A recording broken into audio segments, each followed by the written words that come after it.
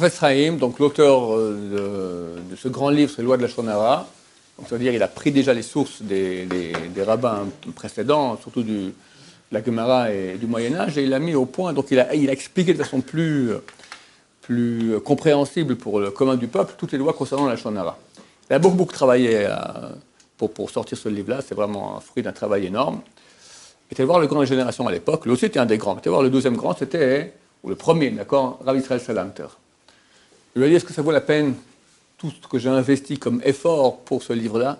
Il dit, le Rav Salanter lui a répondu, s'il y a une seule fois dans l'histoire, un juif qui, après avoir fait un Lachon Hara, va dire, ah, dommage que j'ai parlé comme ça valait la peine que tu aies écrit ce livre-là. Parce qu'on ne se rend pas compte de la valeur énorme de se retirer de parler Lachon Hara. Comme dit le Gaon de Vilna, dans son livre Alim la Troufa, quand quelqu'un se retient de parler Lachon Hara, il reçoit une lumière qu'aucun ange ne peut imaginer, une lumière spirituelle que même les anges ne peuvent pas voir tellement c'est grand. Donc oui, bien sûr, ça valait la peine. Donc Lachon Hara, c'est parler en masse à son prochain. On a déjà vu les cas où on parle masse, où il transgresse des péchés, mais aussi entre l'homme et son prochain. D'accord? Il transgresse des péchés entre l'homme et son prochain. Des fois, on se dit, bon, c'est pas si grave. Tu dis à ton copain, par exemple, hier, je peux vous prêter ma gomme à Maurice, alors aujourd'hui, je vais lui demander qu'il me prête son crayon, il n'a pas voulu. C'est pas si grave, c'est de la Lachon Hara, parce que tu parles de vengeance.